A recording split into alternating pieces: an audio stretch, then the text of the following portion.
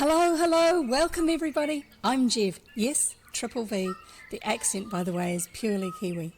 I read old stories for children, so we keep this a family-friendly channel by having bad word blockers, banning bots, and preventing spam. So that means new followers need to wait a few minutes before they can join in the chat. Since these stories are so old, they're now in the public domain, which means they are free to read for anyone and by anyone, the way many Christmas songs are. The digital versions I read are from Project Gutenberg, and you'll find the link for that below. The physical ones are just old books my family has lying around. Sometimes I'll even show them to you. These, by the way, are live reads. Think of them as bedtime stories rather than actual audiobooks. You get the benefits of my mistakes, distractions, explanations, and terrible attempts at accents, along with plenty of chat and interruptions as we find out about things in the story. If you need to do work or chores, then that's fine. Just come and lurk. Please adjust your volume to suit. There are captions available if you have to be quiet or you have hearing challenges, but be warned, sometimes the captions aren't always that accurate. I am a member of the Codex, an awesome group of reading streamers on Twitch. People from many walks of life who share their love of reading, and you'll find links to the Codex reading team and our Discord server below.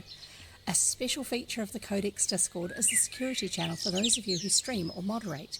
You'll find lots of practical, useful information to help keep your stream and your community safe. So, hang around and come discover adventure with me. You never know what we'll find.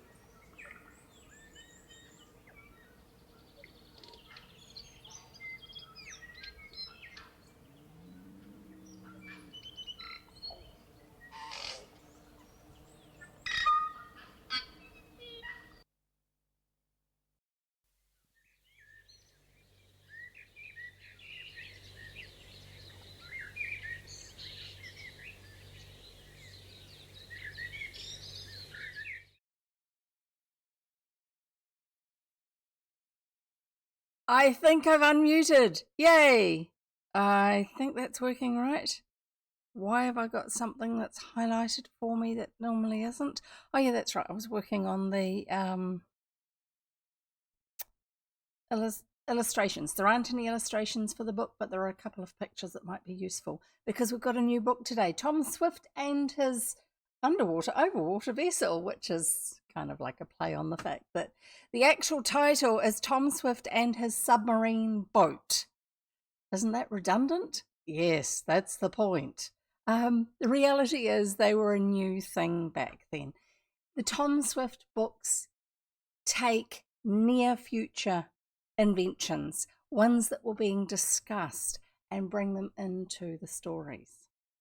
There's a lot where either just before the book was published within a year or two, or just after the same item that a book is about, not the adventures, but the actual invention, the vehicle, the craft, the whatever it is that is the key point of the story, usually the thing that's in the title, actually are real in the world. Hi, Joltair, great to have you here.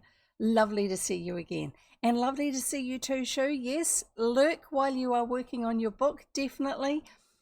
Just remember, everybody, what Twitch's stance is on lurking now. You can lurk if you want to be here listening, but never feel you have to lurk as a way of supporting a streamer, because in reality, it doesn't do anything for us. It doesn't do anything for our numbers or anything else like that. I'm just going to turn off that other camera for now. No, as you can see, the cat is not currently in the space. So yeah, as it says in this comment here, PSA, public service announcement, Twitch doesn't give two figs for lurkers. You're either a viewer, active in chat, and therefore fully count as a viewer, or you're not. That's the harsh reality. Twitch has officially said lurkers don't count. There is no lurk anymore in terms of them counting viewership. Lurking doesn't count for viewership. If you want me as company, that's fine, but it won't help me in any way. Don't forget your snacks, drinks, and comfy space so you can chill while I'm reading and chatting. And make sure you have water for our keywords. Yes. I apologise in advance. I'll probably fall asleep in the next minutes, need to get up early. Not a worry. I don't mind. I love having you here, Joltair. I just wanted to make sure that everybody is understanding what Twitch's own policy is on lurking these days. Treat it as a bedtime story. Good idea. Goriki says in a hypnotist voice, sleep. There you go. And thankfully, we've got the captions working. I am wearing my loadable shirt. I think we're all set to go, including having this all titled up. I did. I've got the US bit in there. Yay. And Goriki says that, Joltair says that Goriki is a shining puppy. That's lovely. Right. The picture in the background, it's relevant.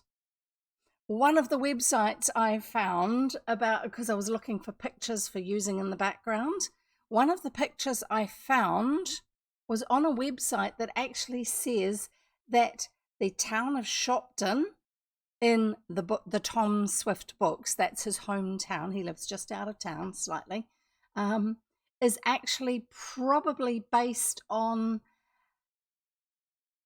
a town in upstate New York called Hammondsport.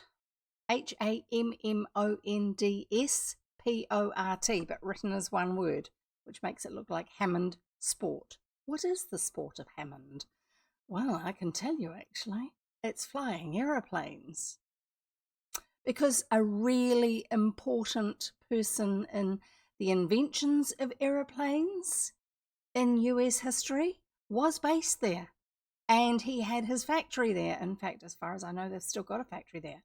Apparently, it's a place that's on lists for places to go in upstate New York for a holiday if you want to get away from it all. They have vineyards nearby. There is a lake. That's why it's got port in the name. Yes, all my stuff's in the way. Just ignore that. All that sort of stuff. And so it was really lovely to actually have a place. And I will show you the illustration that I have for it for, I'm trying to think of the right word for it, for the lake. So this is the lake that Hammond's Port is on. This is the actual lake, and I can't remember what it's called, but it starts with a K. And Hammond's Port is way, way, way down at the bottom over there of the lake. And so I think one of the stories talks about them going up one arm of the lake, and that's probably up here. Docks make it a port. Probably. Doesn't it have to be on the left-hand side of the shore, like port and starboard? Well, it depends on which way is the bow, as to which is the port and which is the starboard on for left and right. If you're facing the stern, then port is actually on your right. Yes, I remember having these sort of discussions with my dad, Boaty from way back. Just like the lake looks like pants or a slingshot or a tuning fork. Yes, all of the above. Or a kid's cartoon of a long-necked creature with long legs, and it's facing up to the corner up here. Diplodocus, is that the one with a really long neck? Except they've got short legs. It does look a little bit like that. That lake has wishbone, indeed. So this is the other picture I have for you. Now this is an example of a small submarine that was being made in the US at the time. It's called the USS Salmon. It's very similar proportion-wise to the one that's in the story, which we will get to shortly, but this one is a bit shorter because apparently the one in the story is about 100 feet long and this one is shorter than that. I don't know how many feet long it is. But yeah, more random information I came across. After going from no information available whatsoever, no, all the places are imaginary. The only things that are real are the inventions within boundaries, to lots of information. So hopefully I'll be able to, when I open up my other form of my browser after I finish the stream, I'll be able to give you some links and put them over in the Discord server in the Tom Swift channel. That would be good. So I don't remember if there were other bits and pieces I was meant to put over in Discord to do with the previous book. If so, remind me over there in Discord, not here, because once chat is closed, it's closed. So there you go. There's the illustrations. I will get those out of the way now so I don't have to lean over to the other side of the desk. Right. So, yes, did you see them? I've got my two little dragons in my channel colours, basically. I found them. I was looking for, what was I looking for? Oh, items that are commonly seen in the background to use for doing some more images for sub badges. Most people seem to commission those ones where it's a progressive badge, so it starts off with an egg and then it gets a bit more sparkle on the egg, and then it gets a lot more sparkle with rainbows as well as that, and then it gets a crack on the egg, and then the top of the eggshell comes off, and then you see a little dragon's head or something like that. Or it's a weapon of some sort that gets more progressively a lot more complex and a lot more colourful or something like that. Oftentimes they end up with gold, which is just like boring yellow. Why would I think that that's something that I want as an aim on my sub badge? Just because it's yellow and it's a metal that we pay lots of money for doesn't mean I want that to be the thing that represents the epitome of having been around for a long time. It's just one of those weird things that goes through my mind, because there's lots of that sort of thing and they usually come out when I'm on stream. Anyway, so what I have for sub badges, for those of you who actually enable them, if you are subscribed, is I have a range of different items that are here. So my very first sub badge is actually the little brown kiwi that I had in the background a while ago. And I am going to be getting those things back and putting them in the background and rearranging them from time to time. I don't like having it the same all the time. It's the ADHD part of my brain. I like having familiar things around. That's the autistic side of my brain. But the ADHD part of my brain says, let's rearrange the furniture. And then my, I haven't got the energy for all of this, says, yeah, but only the little movable stuff, not the green screen, not where the camera is, because then we have to rejig everything and it's going to take too much energy. Anyway, so why is Twitch, when I am live streaming and I am looking at my tablet to have my own view of what's going on, why is Twitch showing me an ad for Twitch Turbo instead of just showing me my channel? They really are after everybody's money, aren't they? That's one of the downsides of being part of Amazon. I remember when Amazon was just an online bookstore, and I thought it was wonderful when I was finally able to actually get an account.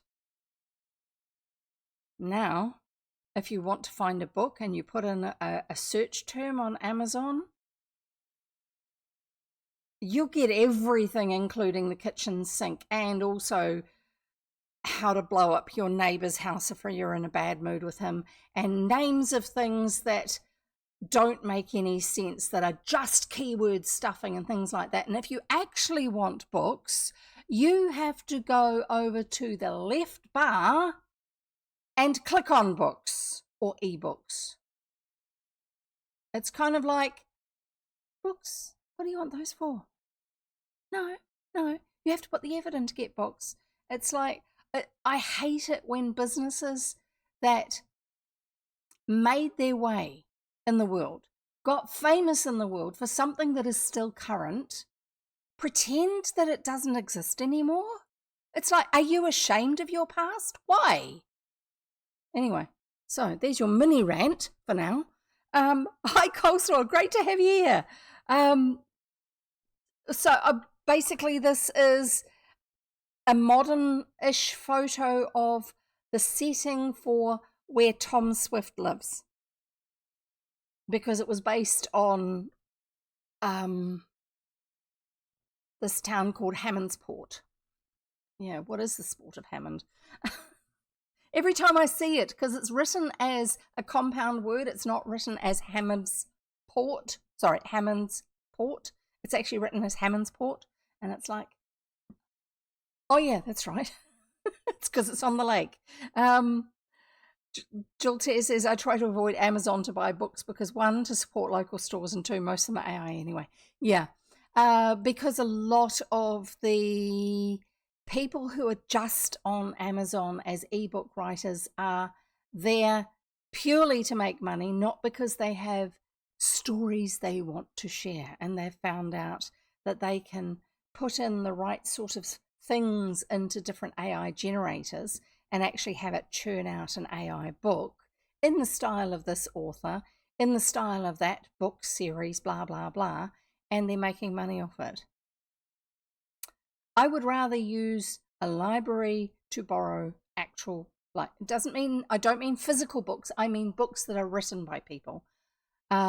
If I haven't got the money, and I would rather actually buy books from a local bookstore, or a bookstore that isn't necessarily local, but it's actually a small scale bookstore. We've got one reasonably nearby, and they love supporting local authors. I've got a friend who's written 3 thrillers, and they're set in the area which the bookstore is in, that little township area and the outlying area from it.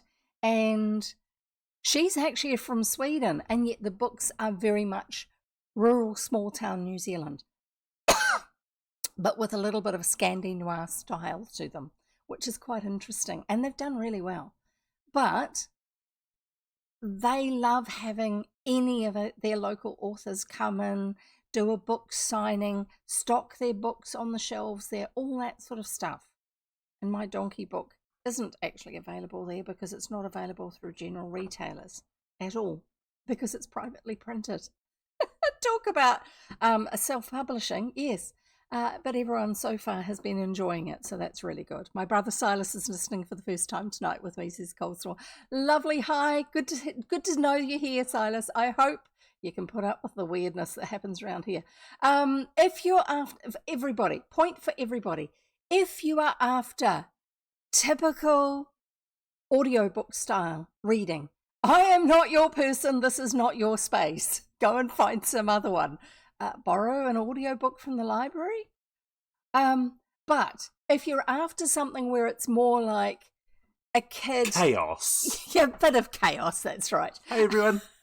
This is PJ, if you haven't met him before. If you're after... Also known as Coffee Boy. Yes, and we still haven't got him a T-shirt for that. We do need one. Speaking of which, that's why you're here, is it? Yes, we're doing the Jason Momoa eyebrows.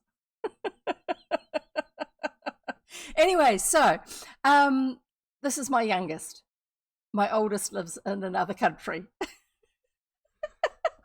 So, yeah, if you're after a story where, you know, you're happy to ask questions or you make observations or you answer So I assume that's yes, you do. Yes, please. Thank you. Cold. Cold's fine. Thanks. Cold? Just do it in a short glass. The dimply ones. Because they take a full glass anyway. Yeah, it's like bedtime stories. Successfully derailed, he says. Absolutely. So, yeah, no, you're not. No, you're not. Sorry, we know. Not really. Not really sorry, yeah. I meant to apologise. He says he meant to apologise. No, I am meant. He is meant to apologise. Is this one of these, yes, I know you said you're sorry, but now you've got to say it like you really mean it situations? Anyway, so there's all of this goes on, and we do eventually read the book. So today we're going to be starting a new book. It's another book in the Tom Swift series of books by Victor Appleton, and you can see that his name is written in italics, which means it's a pen name. It's not actually it's a pen name. It's not his actual name. It's a nom de plume, that's the one. Name of the feather. When they were writing with quills. Anyway, so Tom Swift and His Submarine Boat is the actual name of the book, which is also what's written for the title down below the stream. I just thought I'd better have it correct somewhere. This is the fourth book in the series, and I decided we were going to go with this one because we've had, excuse me. Excuse me. Thank you. We had the Uncle Wiggily book, which is quite long and a bit weird, but definitely written for younger children. So we are going to carry on and we are going to get started on this book. Tom Swift himself and the stories, I don't need to explain anything because the Stratemeyer Syndicate books do that for us. Maybe not in the first chapter, usually in the second. So this one was first published in 1910, and if you're ever wondering, look up any information on the books. If you look at a list on Wikipedia of Tom Swift book series, I can't remember what the phrasing is for the title, not the article about the Tom Swift books, but the one that's a list of the Tom Swift books. Not all of the books, but a lot of them actually have clickable links for the titles, and it takes you to a page about that particular story, and it will tell you on those pages the relevance of the main invention, the title invention of each of the books. And yes, they are usually based on actual things that are going through the science magazines at the time, that are inventions about to be released, or they've just been released but in prototype form or something like that, which is quite good. It's quite exciting to actually think that these are being written around the time of when the things were happening in real life. Yes, I know Leonardo da Vinci invented a submarine, but he didn't actually build one, did he? There you go. So Tom Swift and His Submarine Boat. And probably back then it was referred to as a submarine boat because it was a type of boat. It was a vessel to do with the water. And its subtitle is Under the Ocean for Sunken Treasure. So that gives us a little bit of a hint that we are going to have a bit more adventure. It's not just about the invention of the vessel. So, and we have chapter numbers and names. Yay, I like it. Makes it easier to follow. No. Tom Swift and His Submarine Boat. Chapter 1, News of a Treasure Wreck. Here we go. There was a rushing, whizzing, throbbing noise in the air. A great body like that of some immense bird sailed along, casting a grotesque shadow on the ground below. An elderly man who was seated on the porch of a large house started to his feet in alarm. Gracious goodness, what was that, Mrs. Baggett? Thank you very much. Here is my iced coffee. Enjoy. Thank you very much. I shall. And what have you got to drink enjoy today? your story, everyone. And we shall. Yes, that's a good idea. Do read some more Jules Verne. Sorry. Yeah, I just remembered. I didn't do a tips video. Let's do that before we go further. We haven't even finished. No, we have finished the first paragraph. That's a good time to do a tips video. Who have we got today? Hello. My name is Raccoon Z. In Z. That's right. 3 C's and 3 O's. Ha. So, welcome to the stream. We have many tips for you to help enjoy the stream. Number 1. Have a drink. I like water. As soon as my human helps me out here.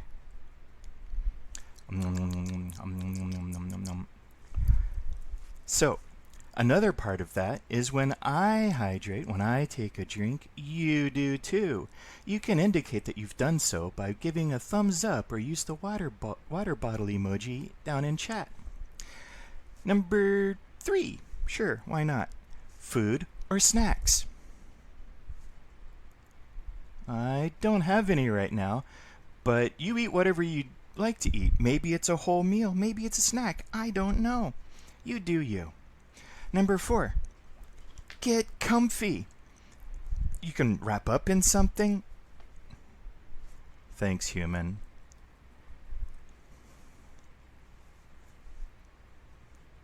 That's more like it. Grab a pillow. Maybe you've got a fidget toy you can play with. But do anything you like to be comfy. You could even have, I don't know, maybe your favorite human will give you scritches. Hey, human. That's right. Give me scritches. Yeah, that's right there. Yeah. No, don't touch the floof. Next, we have number 5, something to write with or write on. Hey, I can't reach the pad. There you go. And I need something to write on. I just said something to write. Oh wait, that's something to write on. I need something to write with. Okay.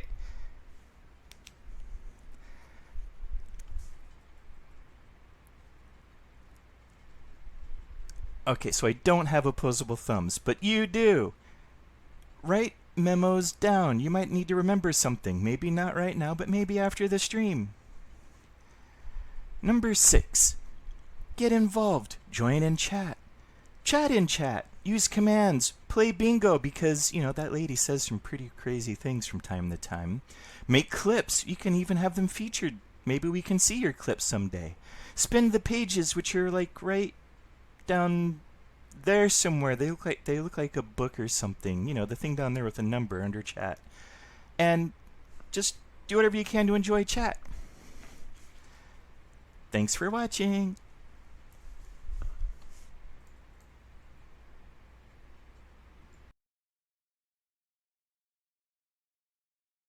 Yes, more like Theodore than expected, as in exactly the same response. Yeah, give me scritches, give me scritches, give me scritches. Don't touch the floof. That's why, of course. And I think a lot of creatures are like that. Yeah, do make more tips videos, folks. Love having a variety of different ones that we can have here. So let's carry on with this. We'll start from the beginning again. News of a treasure wreck, chapter 1. There was a rushing, whizzing, throbbing noise in the air. A great body like that of some immense bird sailed along, casting a grotesque shadow on the ground below. An elderly man who was seated on the porch of a large house started to his feet in alarm. Goodness gracious, what was that, Mrs. Baggett? He called to a motherly-looking woman who stood in the doorway. What happened? Nothing much, Mr. Swift, came the calm reply. I think that was Tom and Mr. Sharp and their airship, that's all. I didn't see it, but the noise sounded like that of the red cloud. Now, I'm pretty sure that Tom Swift and his airship was the last one of these books that we had, the previous one of the books that we had. I didn't see it, but the noise sounded like that of the red cloud. Of course, to be sure, exclaimed Mr. Barton Swift, the well-known inventor, as he started down the path in order to get a good view of the air unobstructed by the trees. Yes, there they are, he added. That's the airship, but I didn't expect them back so soon.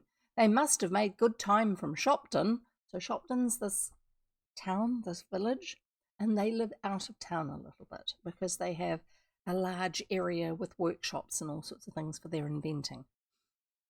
And the implication is that Mr.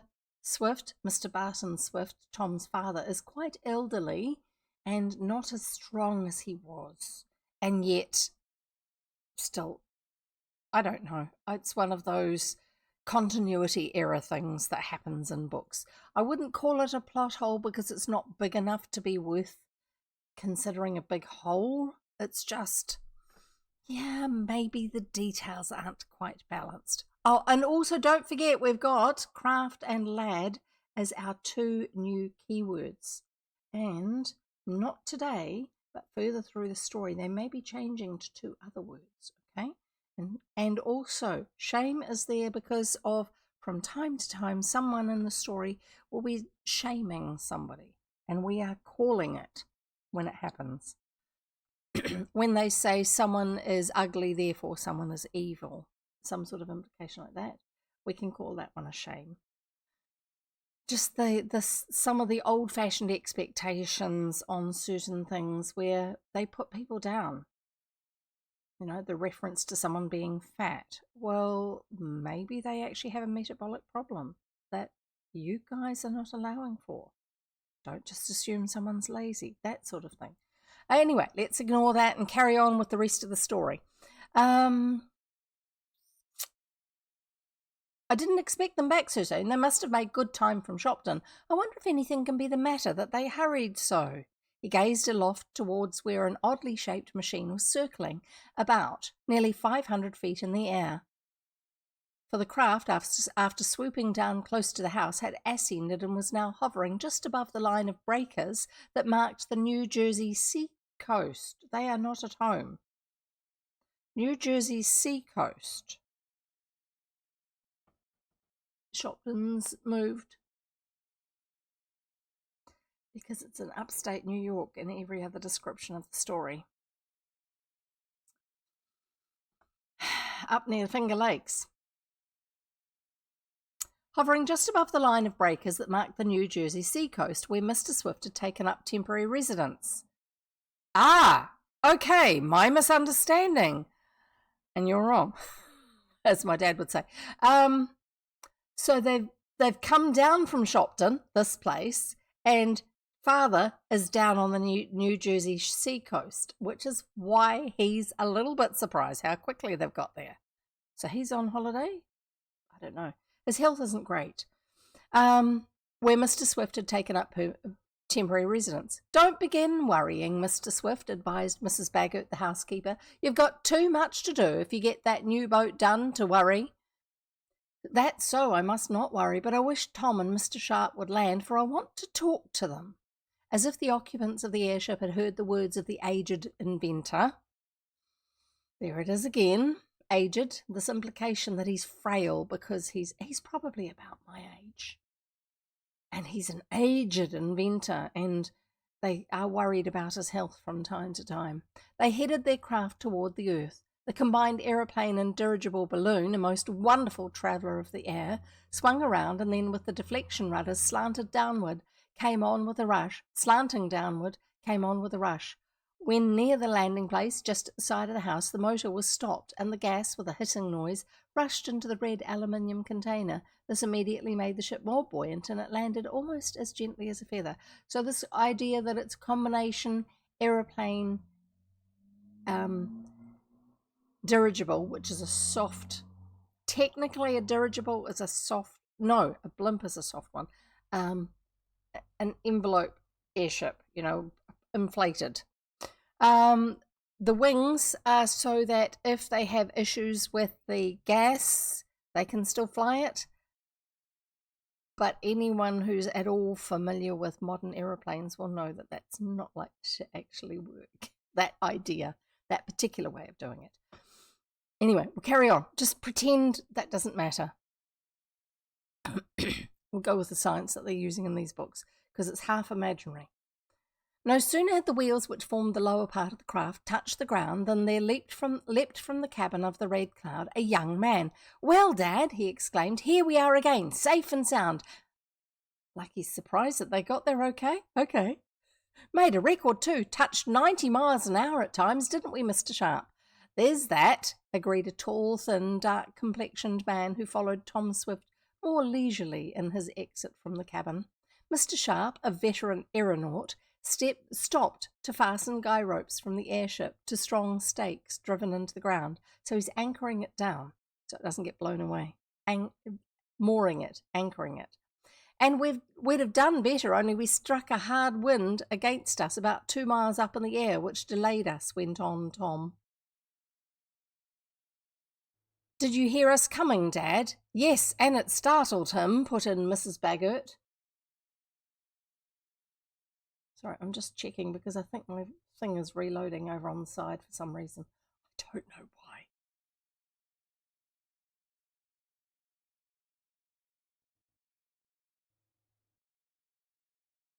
Right, carrying on.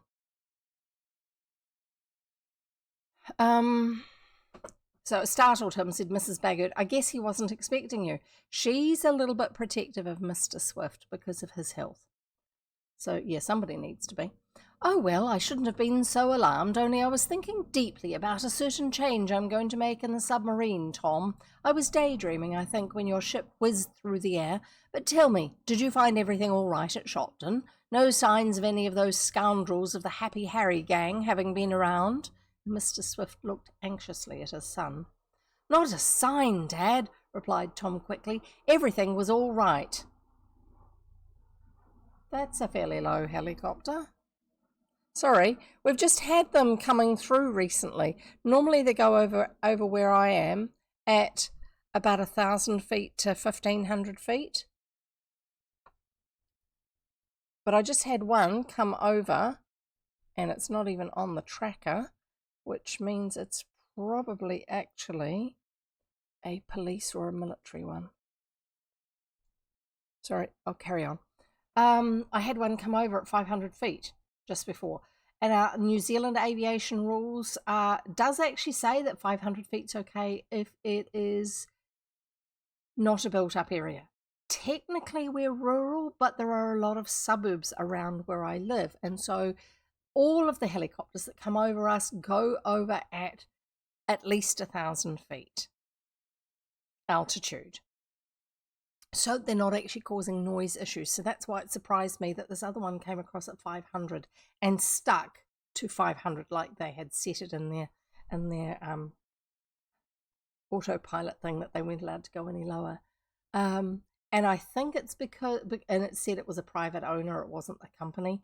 And I think it's probably someone who actually knows what the rules are and they're applying them literally instead of conservatively, which the commercial pilots round here, the charter pilots round here, because we do have some that are local, and ones that come up past this area, all of those ones stick to at least 1,000 feet, if not 1,500 feet, which is a lot kinder to the locals. Usually if you hear one that's really low, you realize that it's coming in to the helipad down by the fire station because they're doing an emergency medical transfer or something like that. Or it's the police helicopter going around in circles trying to find somebody. We do have that from time to time as well. Anyway, so there you go. Just we're talking about airships and flying devices, so of course I'm going to notice when a helicopter goes over. We'll carry on. Happy Harry and his gang. "Not a sign, Dad," replied Tom quickly. "Everything was all right. We brought the things that you wanted." Jonathan says, "It's not me, police helicopter. I didn't do it." Just keep telling yourself that and you'll believe it enough for it to convince the lie detector. Hi, Jonathan. Great to have you here, by the way. Not a sign, Dad. Everything was all right. We brought you the things you wanted. They're in the airship. Oh, but it was a fine trip. I'd like to take another right out to sea. It's not reliable enough yet. Goriki says, get him, is asking the 8-ball, get him, and the 8-ball says, without a doubt. Not now, Tom, said his father. I want you to help me, and I need Mr. Sharp's help too. Get the things out of the car, and we'll go to the shop. First, I think we'd better put the airship away, advised Mr. Sharp. I don't just like the looks of the weather, and besides, if we leave the ship exposed, we'll be sure to get a crowd around sooner or later, and we don't want that. No, indeed, remarked the aged inventor hastily. I think I might start drinking from the shame bottle every time we refer to him as an aged inventor. Because Tom is, 16? And this is his dad. Yes, I know guys can have children when they're really old, but I don't think he's anywhere near as old to us as what he is in this story. Like if they told us the number of his age, I don't think we would think that he is. Here we go. Agent inventor, I'm trying to find it.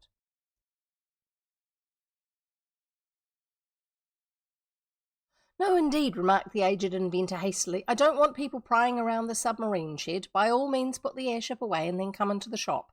The shop being the workshop, not the place you buy things. No, read that. In spite of its great size, the aeroplane was easily wheeled along by Tom and Mr. Sharp, for the gas in the container made it so buoyant that it barely touched the earth. A little more of the powerful vapour, and the red cloud would have risen by itself. In a few minutes, the wonderful craft, of which my readers have been told in detail in a previous volume, was safely housed in a large tent, which was securely fastened, because a tent is more secure to the ground than the airship, which is moored to the ground. Mr. Sharp and Tom, carrying some bundles which they'd taken from the car or cabin of the craft, went toward a large shed which adjoined the house that Mr. Swift had hired for the season at the seashore. They found the lad's father standing before a great shape which loomed up dimly in the semi-darkness of the building. I think we had that sort of description of the airship in the shed when we first came across it in the previous book. It was like an immense cylinder, pointed at either end, and here and there were openings covered with thick glass, like immense bulging eyes. From the number of tools and machinery all about the place, and from the appearance of the great cylinder itself, it was easy to see that it was only partly completed. Well, how goes it, lad? Asked the youth as he deposited the bundle on a bench. Lad. No, how goes it, Dad? Asked the youth. Okay, we're not having water yet. Deposited his bundle on the bench. Do you think you can make it work? I think so, Tom. The positive and negative plates are giving me considerable trouble, though, but I guess we can solve the problem. Did you bring me the galvanometer? That's for measuring electricity. Yes, and all the other things, said the young inventor. The young inventor proceeded to take the articles from the bundles he had carried. Mr. Swift looked them over carefully while Tom walked about examining the submarine, for such was the queer craft that was contained in the shed. He noted that some progress had been made on it since he had left the seacoast several days before to make a trip to Shopton in New York State, where the Swift home was located, after some tools and apparatus that his father wanted to obtain from his workshop there. You and Mr. Jackson have put on several new plates, observed the lad after a pause. Yes, we have, a key word. And yes, I did actually just refill my water bottle and didn't put the lid on as cleanly as I would have liked, so there was a little bit under the edge that just went everywhere. So first drink from one of our keywords. And I'm getting my scissors out of the way because they're just annoying me. Yes, you and Mr. Jackson have put on several new plates, observed the lad after a pause. We drank for that. Yes, admitted the father. Garrett and I weren't either, were we, Garrett? And he nodded to the aged engineer who'd been in his employ for many years. I'm going to drink for aged. No, and I guess we'll soon have her in the water. Tom, now that you and Mr. Sharp are here to help us, replied Garrett Jackson, we ought to have Mr. Damon here to bless the submarine and his liver and collar buttons a few times, put in Mr. Sharp, who brought in another bundle. He referred to an eccentric individual who had recently made an airship voyage with himself and Tom, Mr. Damon's peculiarity being to use continually such expressions as bless my soul, bless my liver. And he does. Well, I'll be glad when we can make a trial trip, went on Tom. I've travelled pretty fast on land in my motorcycle, and that's the first book. And we've hummed through the air. Now I want to see how it feels to scoot along underwater. Actually, I will tell you. I can tell you what the different books are. Tom Swift and his motorcycle, his motorboat, his airship, and now his submarine. There you go. And there's a long way to go before we get to the end of the series. Now I want to see how it feels to scoot along underwater, he said. Well, if everything goes well, we'll be in a position to make a trial trip inside of a month, remarked the aged inventor. I'm guessing it's because of the submarine itself that they're actually down on the Jersey Shore. No, not like that sort of Jersey Shore on TV. I think it's a little bit more coastal resort holiday rest and less populated.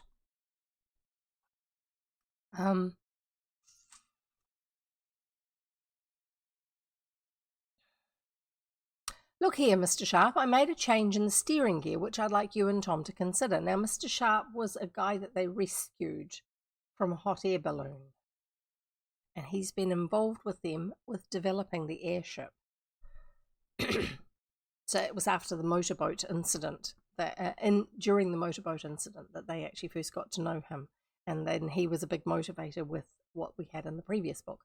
The three walked round to the rear of the odd-looking structure. If an object shaped like a cigar can be said to have a front and a rear, and the inventor, his son, and the aeronaut were soon deep in a discussion of the technicalities connected with the underwater navigation. A little later they went into the house in response to a summons from the supper bell, vigorously rung by Mrs. Baggert. She was not fond of waiting with meals. I can understand that. Yes, Mrs. Baggert, I totally understand.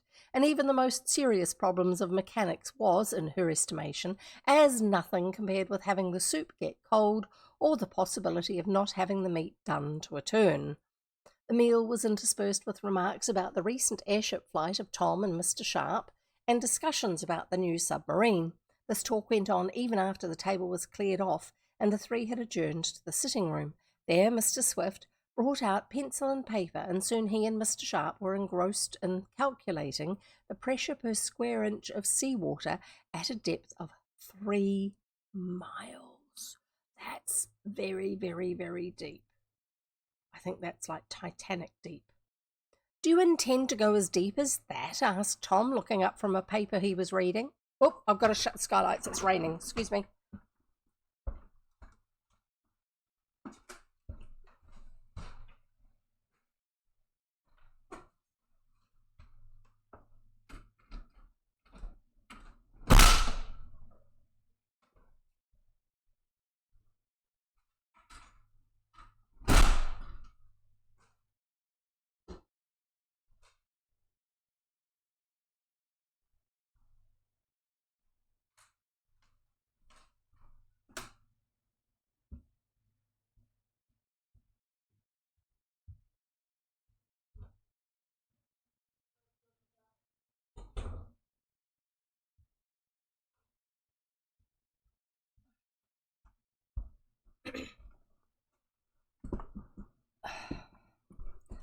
Right, we're back.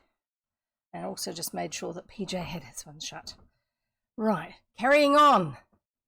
Right, feels like it should be a word on a t-shirt, doesn't it?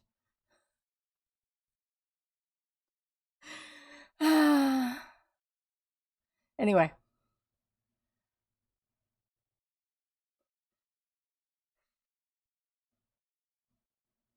Do you intend to go as deep as that? Asked Tom, looking up from a paper he was reading. Possibly, said his father, and his son resumed his perusal of the sheet. Now, went on the inventor to the aeronaut, I have another plan. In addition to the positive and negative plates, which will form our motive power, I'm going to install forward and aft propellers to use in case of accident. I say, Dad, did you see this? Suddenly exclaimed Tom, getting up from his chair and holding his finger on a certain place in the page of the paper. Did I see what? Asked Mr. Swift. Why, this account of the sinking of the treasure ship. Treasure ship? No. Where? Listen, went on Tom. I'll read it. Further advices from Montevideo, Uruguay, South America, state that all hope has been given up of recovering the steamship Boldero, which foundered and went down off that coast in the recent gale. Now, I'm going to guess that Montevideo in Uruguay is actually a real place, and you can look that up for me. Not only has all hope been abandoned for raising the vessel, but it is feared that no part of the $300,000 in gold bullion which she carried will ever be recovered. Expert divers who were taken to the scene of the wreck state that the depth of water and the many currents existing there due to a submerged shoal preclude any possibility of getting at the hull. The bullion, it is believed, was to have been used to further the interests of a certain revolutionary faction, but it seems likely that they will now have to look elsewhere for the sinews of war. Besides the bullion, the ship also carried several cases of rifles, it is stated, and other valuable cargo. The crew and what few passengers the Boldero carried were, contrary to the first reports, all saved by taking to the boats. It appears that some of the ship's plates were sprung by the stress in which she laboured in a storm, and she filled and sank gradually. There. What do you think of that, Dad? Cried Tom as he finished. Now, just let's go back to that very last sentence of this article. Some of the ship's plates were sprung by the stress in which she laboured in a storm. This is back in the era where ships were probably riveted together like skyscrapers were, I would say, rather than welded. They didn't have the same power technology to be able to do the sort of welding that we do now, which is how modern ships made out of steel are stuck together. And as a ship aged, it is possible for the rivets to actually, with the vibration because of the engine, to actually, for the rivets being moved slightly against the plates, you've got it's, a ship is made by stapling together sheets of steel in the old days, but you staple it with rivets, little single point instead of a double point like a normal staple.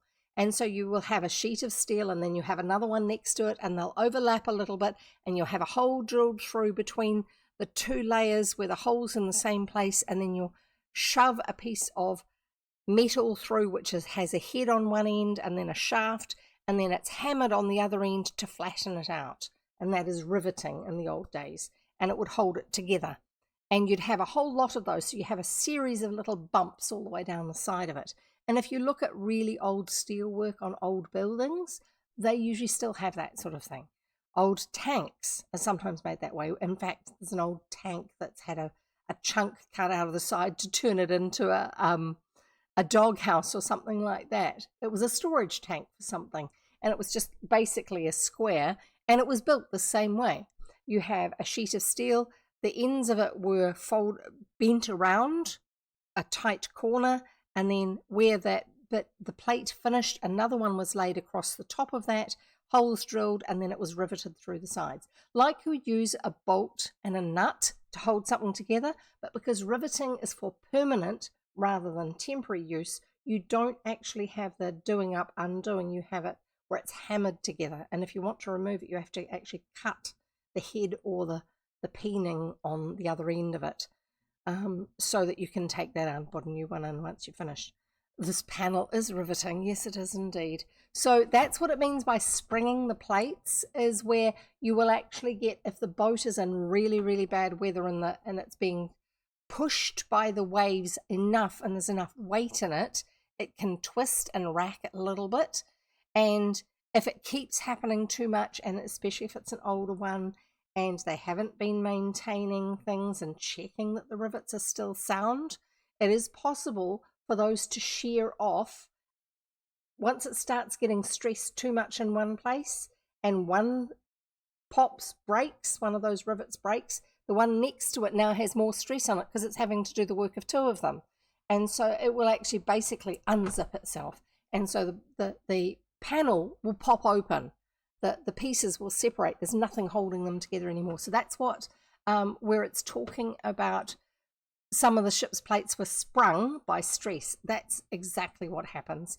It tends to happen in slightly older ships or ones that are being used in really, really intense wave conditions, like down around Antarctica. If they have to go around the bottom of South America, around Cape Horn, that sort of stuff, not good for them. In old sailing ships, they would spring planks. That's where the nails that held the end of the plank in place, and then partway along, they would pop out because the stress on it was twisting the boat so much that the fastenings couldn't hold on anymore.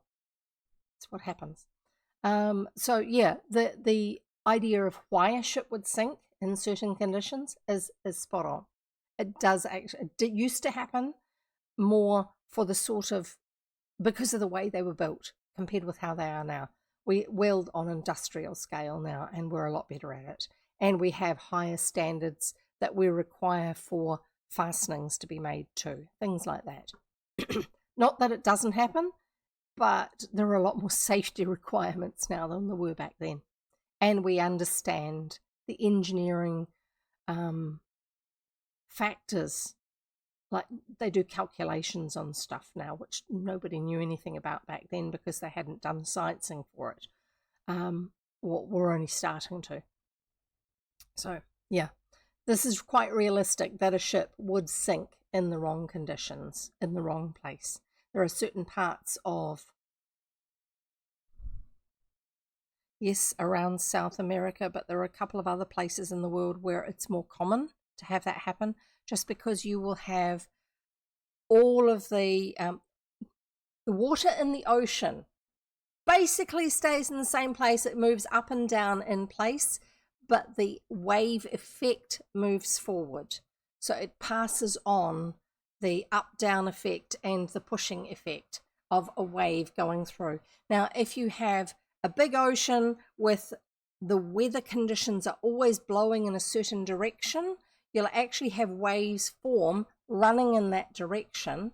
And then if you have a bit of land here and a bit of land here and a gap between, those waves will have to squish together to fit through. That movement wants to continue. It's physics. The movement wants to continue. So if there's not as much room that way, then the waves have to go higher this way. And then if you get something different happening on the other side of those two bits of land, if the wind's coming from a different direction, if it generally keeps coming from a different direction, you get one set of waves coming from one direction on the other side and this lot coming from here. And then when they meet together, they build up. They can cancel each other out, but they can also double their size, like the size of those waves plus the size of these waves together. It's just the way physics and maths works. And so you actually get really, really, really stressful wave conditions for boats in certain places.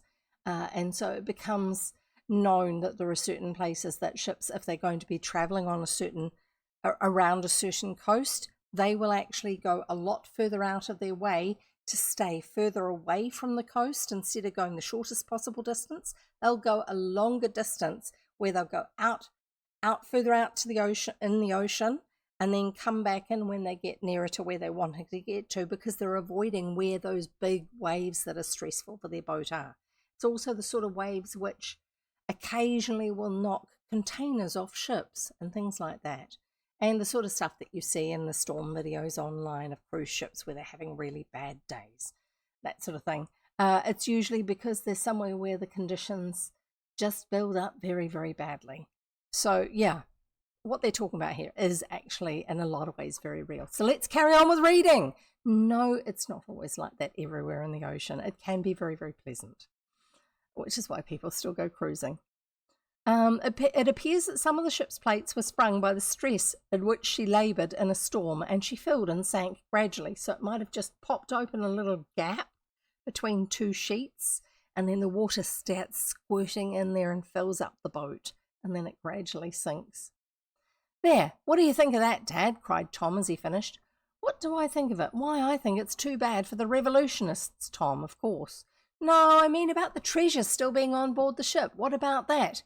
"Well, it's likely to stay there if the divers can't get at it. Now, Mr. Sharp, about the propellers—" "Wait, Dad!" cried Tom earnestly. "Why, Tom, what's the matter?" asked Mr. Swift in some surprise. "How soon before we can finish our submarine?" went on Tom, not answering the question. "About a month. Why?" "Why, Dad, why can't we have a try for that treasure? It ought to be comparatively easy to find that sunken ship off the coast of Uruguay. In our submarine we can get close up to it, and then the new diving suits you invented, we can get at that gold bullion. $300,000. Think of it, Dad. $300,000. We could easily claim all of it since the owners have abandoned it, but we could be satisfied with half. Let's hurry up, finish the submarine, and have a try for it." "But, Tom, you forget that I am to enter my new ship in the trials for the prize offered by the United States government. Because if you do well in these sort of trials, then you are often chosen as the designer or the contractor for creating more of this item that you have invented." That's his thinking. Because he sells his items, that he creates something, he patents it, and then sells the designs so they can be used for various purposes. "How much is the prize if you win it?" asked Tom. $50,000. "Well, here's a chance to make 3 times that much at least, maybe more, Dad. Let the government prize go and try for the treasure, will you?" Tom looked eagerly at his father, his eyes shining with anticipation. Mr. Swift was not a quick thinker, but the idea his son had proposed made an impression on him. He reached out his hand for the paper in which the young inventor had seen the account of the sunken treasure. Slowly he read it through. Then he passed it to Mr. Sharp. "What do you think of it?" he asked the aeronaut. "There is a possibility," remarked the balloonist. "We might try for it. We can easily go 3 miles down, and it doesn't lie as deeply as that, if this account is true. Yes, we might try for it, but we'd have to omit the government contests." "Will you, Dad?" asked Tom again. "It's not like the ship is disappearing, unless somebody else has built a submarine that's equally capable." "Will you, Dad?" Mr. Swift considered a moment longer. "Yes, Tom, I will," he finally decided. "Going after the treasure will be likely to afford us a better test of the submarine than would any government tests. We'll try to locate the sunken Boldero." "Hurrah!" cried the lad,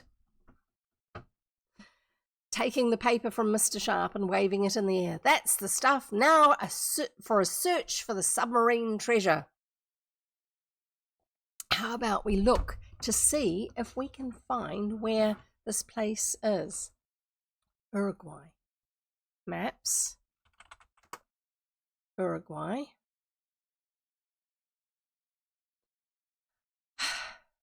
It's like using a whole new browser. Things that I use all the time in the other version of this browser just automatically open when I start typing that particular thing and hit enter. This one takes me to the search page, which has the link for maps on it. Uruguay. Okay, so what was the name of the place that it was off? Montevideo, wasn't it? Montevideo's the capital.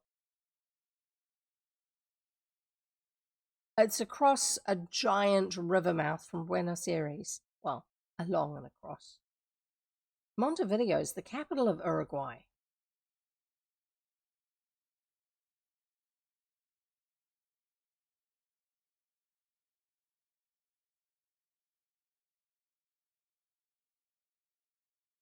That's not much help. I was hoping that by going to photo view, I would get a little bit more ocean bed showing, but it's not. So yeah, if you look up on Google Maps or anything else like that, Uruguay, which is in South America, it's just to the east of Argentina.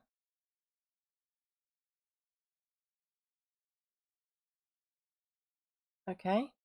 It's south of Paraguay, but not actually touching it, just because of the way the different land masses are down there. So it's to the east of Argentina and south along the coast from Brazil. And Montevideo is basically at the bottom of the coastal curve. Oh, sorry, something is bugging me. Something's tickling my hair. So the coast goes like this around the bottom end of Uruguay, and down on the very bottom, that is where Montevideo is. And I'm pretty sure it said in the story that that's actually the ship in the story got wrecked off there. It's still over the continental shelf in theory. It depends on how far out they are from the shore, because that's quite a long way before the continental shelf drops off. But it's actually still deep. It's just not as deep as it will get when you get further out, which is a lot further out. So I don't know. Let's just see if there's any way of actually measuring how far it is from there. Measure distance from there to there is 200 miles off before the continental shelf starts to drop down into the deeper ocean. But like I say, it's still going to be fairly big, fairly deep. So yeah, it's not giving me any texture to that, which is a shame. Wonder if they do it on terrain. I bet they don't. No, there's nothing on terrain, because the land of Uruguay doesn't look like it has a lot of terrain, up and down hills to it either. Anyway, I'm going to shut that. I was going to show it to you, but it's actually not anything that's particularly attention grabbing in the layout. So that's the stuff now for a search for the submarine treasure. Sorry, it feels like I've got a spider crawling through my hair, but I haven't. I think it's just a piece of hair is moving around and it's irritating my skin. I'm sorry, it's just one of those things. Every now and then I'll be hypersensitive. So chapter 2, finishing the submarine. What's the matter? Cried Mrs. Baggert, the housekeeper, hurrying in from the kitchen where she was washing the dishes. Have you seen some of those scoundrels who robbed you, Mr. Swift? If you have, the police down here ought to— No, it's nothing like that, explained Mr. Swift. Tom has merely discovered in the paper an account of a sunken treasure ship, and he wants us to go after it down under the ocean. Remember, that's what the subtitle of the book was. Under the Ocean for Sunken Treasure or something like that. Oh dear, some more of Captain Kidd's hidden hoard, I suppose, ventured the housekeeper. Don't you bother with it, Mr. Swift. I had a cousin once and he got set in the notion that he knew where the pirate's treasure was. He spent all the money he had and all he could borrow digging for it and never found a penny. Don't waste your time on such foolishness. Oh, that rain's getting loud. It's distracting for me. I'm sorry. I'm just going to see. There's something, I think I've still got it on my throne. And I should take it off my throne because I've got it now. I've got it for myself. I'll show you. Yes, I've got it. And then I'll get back to the story. It's just that the rain is just so distracting. I'm not going to be able to actually complete sentences coherently if I don't do this. So in the past, if things have got too loud for me, I have used earplugs or put on headphones, which works. I've also got these, which I want to try. I've used them a bit, but not very much. They're by Flare Audio, and they're called Calmers, Calmers. And I've got, of course, I've got the purple ones. And they're a cone that is, as you can just see if I hold it in the right place, it is basically a sleeve that sits in your auditory canal, the outer part of your auditory canal, and it just changes the way the sound travels through the ear canal into the inner ear. And it's got a little wee handle so you can pull it out when you're ready. Flare Calmer.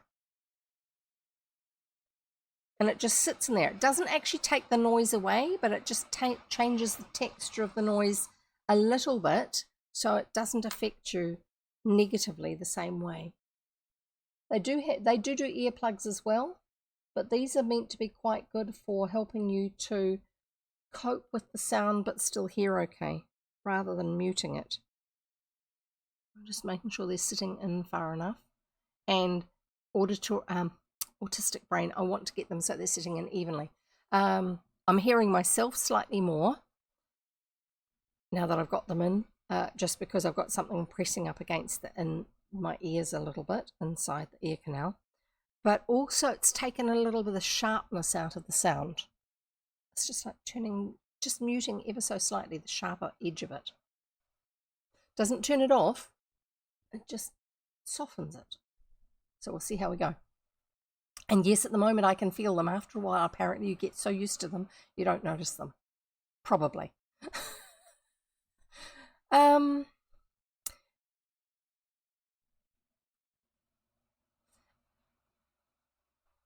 That's right. So we've got Mrs. Baggett talking about a cousin of hers who got after Captain Kidd's treasure. He spent all the money he had and all he could borrow digging for it and never found a penny.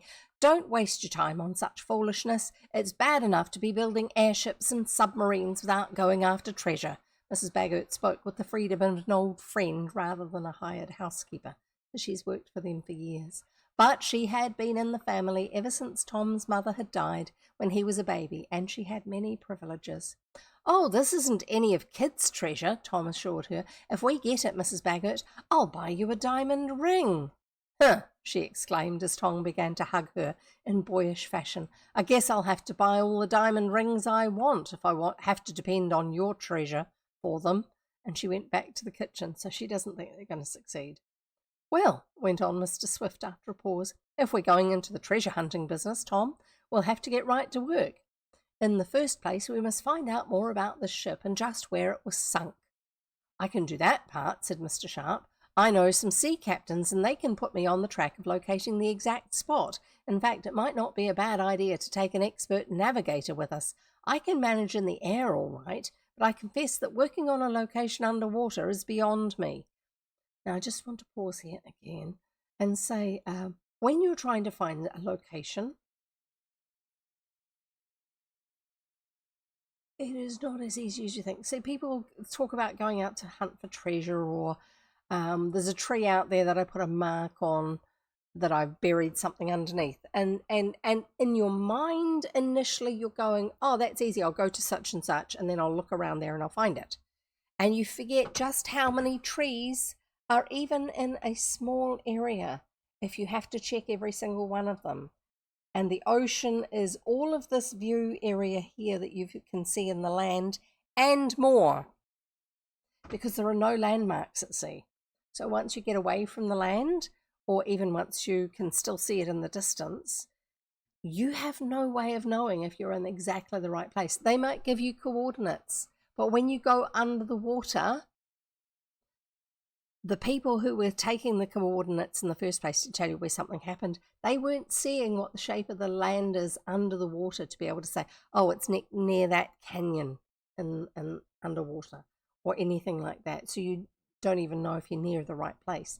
But on top of that, coordinates, if you actually plot on a map where something is,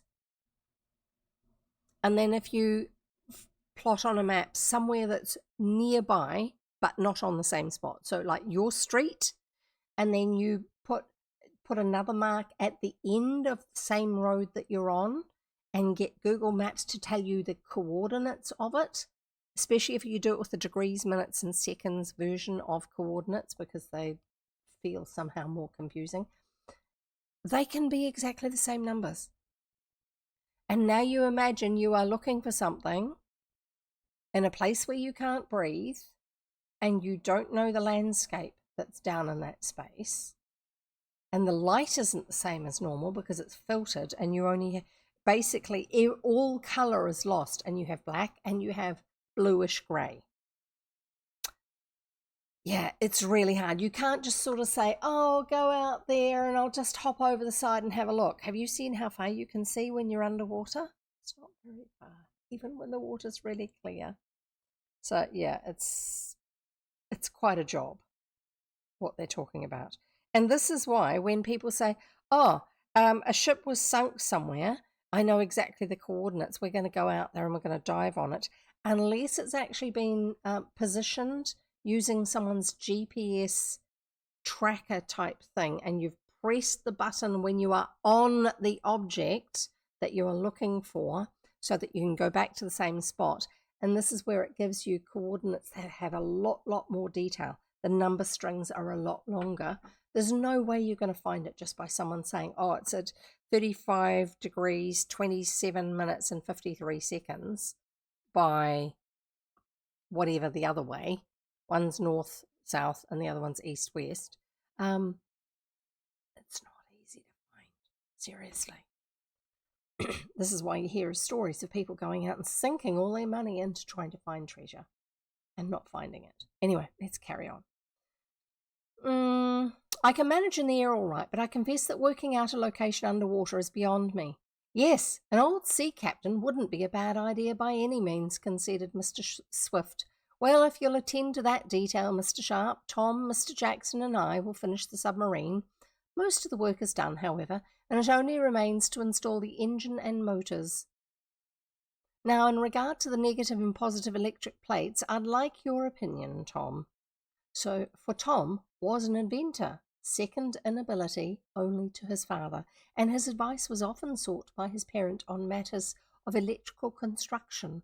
The lad had made a speciality of that branch of science, which is probably a good thing, considering that electricity is becoming more and more of a done thing. While father and son were deep in a discussion of the apparatus of the submarine, there will be an opportunity to make the reader a little better acquainted with them. Those of you who have read the previous volumes of this series do not need to be told who Tom Swift is. Others, however, may be glad to have a proper introduction to him. Tom Swift lived with his father, Barton Swift, in the village of Shopton, New York.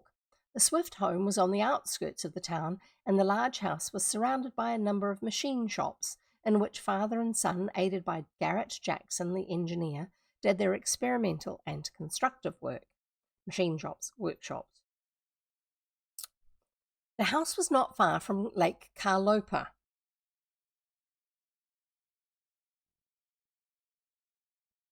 No, I'll have to write it in the Discord server. I can't remember the name. And it starts with a K, even though Carlopa in here is written with a C. The actual one that, whatever that place was, I said. Not Murray. Murray's Port? Something like that. A lake. Name. It's in the western part. There's New York State has a bit that comes down towards where New York City is, and then this coast carries this boundary carries up more north-south, and this bit here has a bit that goes out and then goes up to the Great Lakes, and it's in that section over there that this theoretical location of Shopton is.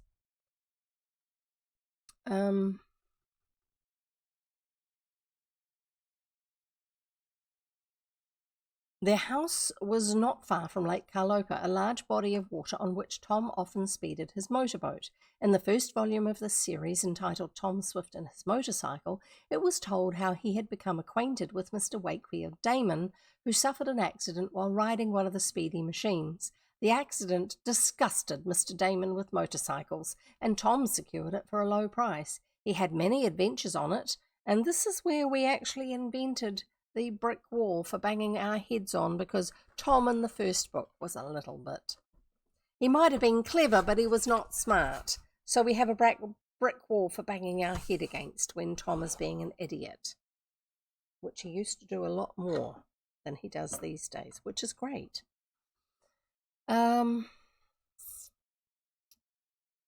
Tom secured it for a low price. He had many adventures on it, chief among which was being knocked senseless and robbed of a valuable patent model belonging to his father, which he was taking to Albany, New York. The attack was committed by a gang known as the Happy Harry Gang, who were acting at the instigation of a syndicate of rich men who wanted to secure control of a certain patent turbine engine which Mr. Swift had invented. Now, there actually was a real, genuine turbine engine that was invented around the time of the publication of this book, that first book, or just a little bit before it. And so, therefore, the adventures in the story are based on real items, but variations of real items. Tom had set out in pursuit of the thieves after recovering from their attack and had a strenuous time before he located them. Hi, Void, great to have you here. In the second volume, entitled Tom Swift and His Motorboat, there was related our hero's adventures in a fine craft which was recovered from the thieves and sold at auction. There was a mystery connected with the boat, and for a long time Tom could not solve it. He was aided, however, by his chum, Ned Newton, who worked in the Shopton Bank, and also by Mr. Damon and Eradicate Sampson, an aged coloured whitewasher who formed quite an attachment for Tom. He didn't just go around whitewashing, he also did various other odd jobs, and so he did some work on the property for Tom's dad. Oh, you're crafting. Excellent. That sounds wonderful. I'm happy to keep you company then. In his motorboat, Tom had more than one race with Andy Foger, a rich lad of Shopton who was a sort of bully. He had red hair and squinty eyes and was as mean in character as he was in looks. Once again, in old books, if someone doesn't look handsome or pretty, they're a bad guy. Yes. Even though you can't do anything about it. You can't do anything about the fact that you were born with red hair, or you have a snub nose, or you've got crossed eyes. That doesn't mean you're a bad person. So I'm calling shame on old book character descriptions. He and his cronies, Sam Snedeker and Pete Bailey, made trouble for Tom, chiefly because Tom managed to beat Andy twice in boat races. It was while in his motorboat, Arrow, that Tom formed the acquaintance of John Sharp, a veteran balloonist. While in his motorboat, out on the lake, not your usual way of making friends with somebody. While coming down Lake Carlopa on the way to the Swift home, which had been entered by thieves, Tom, his father, and Ned Newton saw a balloon on fire over the lake, a hot air balloon. Hanging from a trapeze on it was Mr. Sharp, who had made an ascension from a fairground. By hard work on the part of Tom and his friends, the aeronaut was saved and took up his residence with the Swifts. He needed a bit of time getting well again too, because there was a bit of smoke inhalation and overheating and stuff. Yeah, he used to work at fairgrounds and do acrobatics stuff from hot air balloons. His advent was most auspicious. Big words, eh? For Tom and his father were engaged in perfecting an airship, and Mr. Sharp was able to lend them his skill so that the craft was soon constructed. Excellent. In the third volume, called Tom Swift and His Airship, there was set down the doings of the young inventor, Mr. Sharp, and Mr. Damon on a trip above the clouds. They undertook it merely for pleasure, but they encountered considerable danger before they completed it, for they nearly fell into a blazing forest once, and were later fired at by a crowd of excited people. This last act was to effect their capture, for they were taken for a gang of bank robbers, and this was due directly to Andy Foger. The morning after Tom and his friends started on their trip in the air, the Shopton Bank was found to have been looted of $75,000. Andy Foger at once told the police that Tom Swift had taken the money, and when asked how he knew this, he said he had seen Tom hanging around the bank the night before the vault was burst open, and that the young inventor had some burglar tools in his possession. Warrants were at once sworn out for Tom and Mr. Damon, who was also accused of being one of the robbers, and a reward of $5,000 was offered. Tom, Mr. Damon, and Mr. Sharp sailed on, all unaware of this and unable to account for being fired upon. until they accidentally read in the paper an account of their supposed misdeeds. They lost no time in starting back home, and on the way got on the track of the real bank robbers, who were members of the Happy Harry gang. How the robbers were captured in an exciting raid, how Tom recovered most of the stolen money, and how he gave Andy Foger a deserved thrashing for giving a false clue, was told of. And there was an account of a race in which the Red Cloud, as the airship was called, took part, as well as the details of how Tom and his friends secured the reward which Andy Foger had hoped to collect. Those of you who care to know how the Red Cloud was constructed and how she behaved in the air, even during accidents and when struck by lightning, may learn by reading that third volume, for the airship was one of the most successful ever constructed. When the craft was finished and the navigators were ready to start on their first long trip, Mr. Swift was asked to go with them. He declined, but would not tell why until Tom, pressing him for an answer, learned that his father was planning a submarine boat, which he hoped to enter in some trials for government prizes. Mr. Swift remained at home to work on this submarine, while his son and Mr. Sharp were sailing above the clouds. On their return, however, and after the bank mystery had been cleared up, Tom and Mr. Shaft aided Mr. Swift in completing the submarine until, when the present story opens, it needed but little additional work to make the craft ready for the water. Of course, it had to be built near the sea, as it would have been impossible to transport it overland from Shopton. So it couldn't have gone down the river? Is there not a river that runs? In one of the other books, we've got the kids coming down from up north in New York State, down the rivers, down to New York City and out into the ocean. I'm confused. I thought a submarine was meant to work in the water. Anyway, maybe it's too big. Maybe the rivers go in the wrong direction. Maybe there aren't any canals that connect rivers that run north to the St. Lawrence River to ones that run south and out through New York. I don't know. So, of course, it had been built near the sea, and as it would have been impossible to transport it overland from Shopton because they didn't have heavy load trucks back then, not like we do now. So before the keel was laid, Mr. Swift rented a large cottage at a seaside place on the New Jersey coast, and there, after erecting a large shed, the work on the Advance, as the underwater ship was called, was begun. So the work that they had helped him with earlier on was to do with the plans, not the actual building, unless it's small parts. It was soon to be launched in a large creek that extended in from the ocean and had plenty of water at high tide. So, yeah, they could have come down the river. Tom and Mr. Sharp made several trips back and forth from Shopton in their airship to see that all was safe at home, and occasionally to get needed tools and supplies from the workshops there, for not all the apparatus could be moved from Shopton to the coast. It was when returning from one of these trips that Tom brought with him the paper containing an account of the wreck of the Boldero and the sinking of the treasure she carried. Until late that night, the three fortune hunters discussed various matters, so we're now all up to date.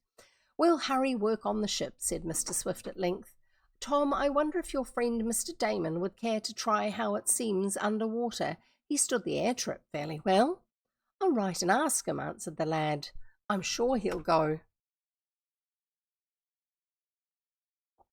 Securing a few days later the assistance of two mechanics whom he knew he could trust, for as yet the construction of the Advance was a secret, Mr. Swift prepared to rush work on the submarine, and for the next 3 weeks there were busy times in the shed next to the seaside cottage. So busy, in fact, were Tom and Mr. Sharp that they only found opportunity for one trip in the airship, and that was to get some supplies from the shops at home. Workshops, always, what's the workshops when they say shops in this one? "Well," remarked Mr. Swift one night at the close of a hard day's work, "another week will see our craft completed." Finally, we have craft. "Then we will put it in the water and see how it floats, and whether it submerges, as I hope it does. But come on, Tom, I want to lock up. I'm very tired tonight." "All right, Dad," answered the young inventor, coming from the darkened rear of the shop. "I just want to—" He paused suddenly and appeared to be listening. Then he moved softly back to where he had come from.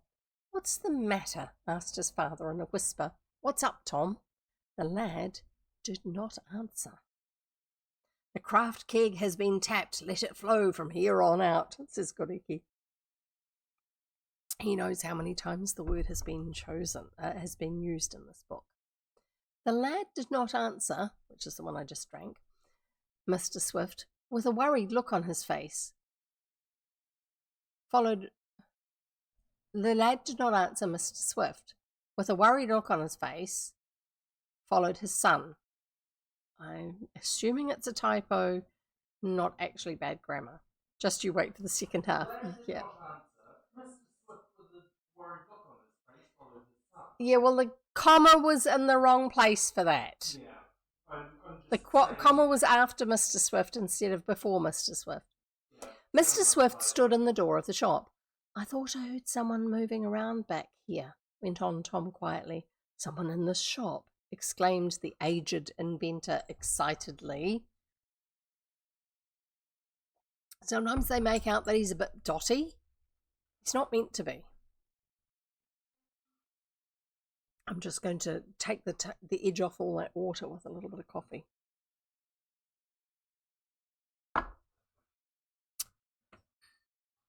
Someone trying to steal my ideas again? Mr. Sharp, come here. Bring that rifle. We'll teach those scoundrels a lesson. Tom quickly darted back to the extreme rear of the building. There was a scuffle, and the next minute Tom cried out, "What are you doing here?" "Hi, I beg your pardon," replied the voice. "I'm looking for Mr. Barton Swift." "My father," remarked Tom, "but that's an odd place to look for him. He's up front. Father, here's a man who wishes to see you," he called. Poor Scrooge. Dude is only 50 and everyone portrays him at 70 or 80. Yeah, exactly. "Yes, I strolled in and seeing no one about, I went to the rear of the place," the voice went on. "I hope I haven't transgressed." "We were busy on the other side of the shop," which means he should have heard them. "I guess," replied Tom, and he looked suspiciously at the man who emerged from the darkness into the light from a window. "I beg your pardon for grabbing you the way I did," went on the lad, "but I thought you were one of a gang of men we've been having trouble with." "Oh, that's all right," continued the man easily. "I know Mr. Swift, and I think he'll remember me. Ah, Mr. Swift, how do you do?" he added quickly, catching sight of Tom's father, who, with Mr. Sharp, was coming to meet the lad. "Addison Berg!" exclaimed the aged inventor as he saw the man's face more plainly. "What are you doing here?" "I came to see you," replied the man. "May I have a talk with you privately?" So far, I'm thinking I hope one of your keywords is aged. "No, but we're using the shame bottle for it." Fair enough. This is why I keep on commenting on how they act like he's a doddering old man who's barely holding on, when in actual fact he's capable of inventing all sorts of things. Now I want a winery that produces a nice aged inventor. Yes! Oh my goodness. That would be funny.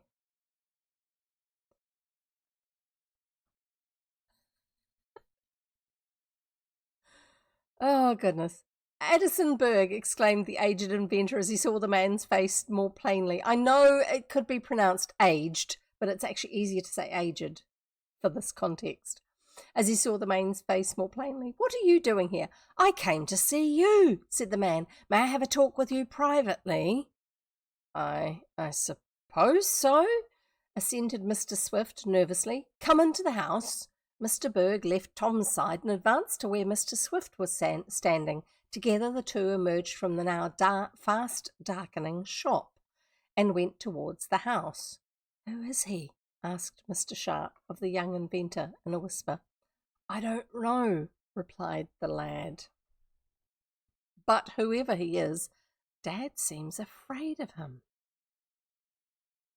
I'm going to keep my eyes open. Chapter 3. Mr. Berg is astonished. Following his father and the stranger whom the aged inventor had addressed as Mr. Berg, Tom and Mr. Sharp entered the house. the lad having first made sure that Garrett Jackson was on guard in the shop that contained the submarine. "Now," said Mr. Swift to the newcomer, "I am at your service. What is it you wish?" "In the first place, let me apologise for having startled you and your friends," began the man. "I had no idea of sneaking into your workshop, but I had just arrived here, and seeing the doors open, I went in. I heard no one about, and I wandered to the back of the place. There I happened to stumble over a board." "And I heard you," said Tom.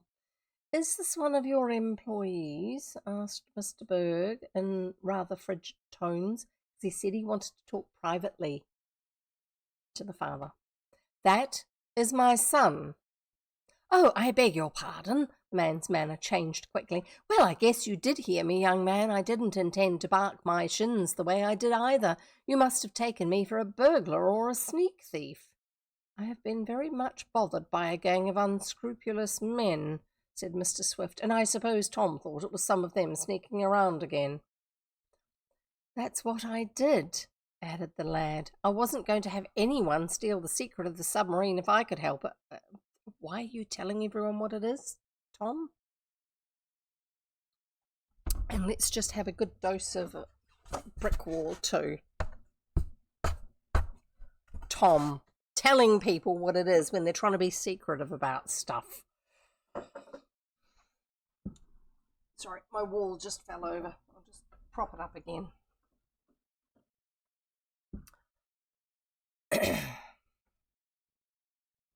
Quite right, exclaimed Mr. Berg, "but my purpose was an open one. As you know, Mr. Swift, I represent the firm of Bentley and Eggert, builders of submarine boats and torpedoes. They heard that you were constructing a craft to take part in the competitive prize tests of the United States government, and they asked me to come and see you to learn when your ship would be ready. Ours is completed, but we recognize that it will be for the best interests of all concerned if there are a number of contestants." So they're sending one contestant to another one's place?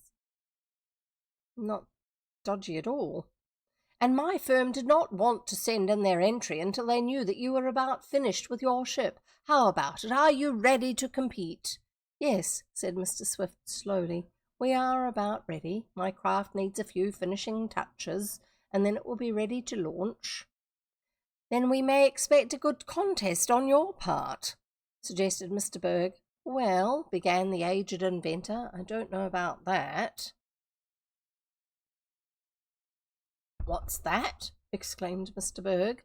"I said I wasn't quite sure that we would compete," went on Mr. Swift. "You see, when I first got this idea for a submarine boat, I had it in mind to try for the government prize of $50,000. "That is what we want, too," interrupted Mr. Berg with a smile. "But," went on Tom's father, "since then certain matters have come up, and I think on the whole that we will not compete for the prize at all." Why do they always give away so much information? "Not compete for the prize?" almost shouted the agent of Bentley and Eggert. "Why, the idea! You ought to compete. It is good for the trade. I think we have a very fine craft, and probably we would beat you in the tests, but—" "I wouldn't be too sure of that," put in Tom. "You've only seen the outside of our boat. The inside is better yet." "Ah, I have no doubt of that," spoke Mr. Berg, "but we have been at the business longer than you have and had more experience. Still, we welcome competition, but I am very much surprised that you are not going to compete for the prize, Mr. Swift." "Very much surprised indeed. You see, I came down from Philadelphia to arrange so that we could both enter our ships at the same time." "This is not suspicious at all. I understand there is another firm of submarine boat builders who are going to try for the prize, and I want to arrange a date that will be satisfactory to all. I am greatly astonished that you are not going to compete." "Like you have to all submit your entry for the competition on the same— What is this? What's going on?" "Well, we were going to," said Mr. Swift, "only we've changed our minds, that's all. My son and I have other plans." "May I ask what they are?" questioned Mr. Berg. "You may," exclaimed Tom quickly, "but I don't believe we can tell you. They're a secret," he added more cordially, which just makes the man even more suspicious. "Oh, I see," retorted Mr. Berg. Well, of course, I don't wish to penetrate any of your secrets, but I hoped we could contest together for the government prize. It is worth trying for, I assure you. $50,000. Besides, there is the possibility of selling a number of submarines to the United States. It is a fine prize. So he's trying to get them to compete? Maybe he wants no competition with treasure hunting. But the one we are after is a bigger one, cried Tom impetuously. And the moment he had spoken, he wished he could recall his words.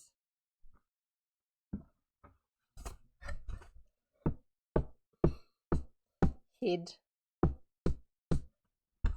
Tom's head.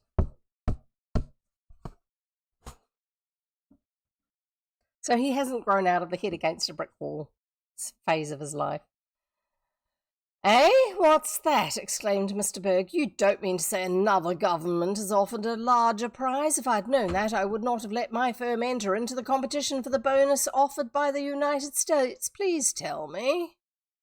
But he said he hasn't entered yet, because he wanted to enter at the same time as the other guys did. Very fishy. I'm sorry, went on Tom more soberly. I shouldn't have spoken, Mr. Berg. The plans of my father and myself are such that we can't reveal them now. We are going to try for a prize, but not in competition with you. It is an entirely different matter. He's still saying too much. Tom, shut up. Well, I guess you'll find that the firm of Bentley and Egert are capable of trying for any prizes that are offered, boasted the agent. We may be competitors yet. I don't believe so, said Mr. Swift. We may, repeated Mr. Berg, and if we do, please remember that we will show no mercy. Our boats are the best. And may the best boat win, interjected Mr. Sharp. That's all we ask, a fair field and no favours. Of course, spoke the agent coldly. Is this another son of yours? He asked. No, but a good friend, replied the aged inventor. No, Mr. Berg, we won't compete this time. You may tell your firm so. Let's just get the water bottle facing the right way. Very good, was the other's stiff reply. Then I will bid you good night. We shall carry off the government prize, but permit me to add that I am very much astonished, very much indeed, that you do not try for the prize. From what I have seen of your submarine, you have a very good one, almost as good in some respects as ours. I bid you good night, and with a bow the man left the room and hurried away from the house. So how much did he hear before they realised he was there? Chapter 4. Hang on, I can't see my clock. I normally can. There it is. 20 minutes. How far through are we? That one needs to go up.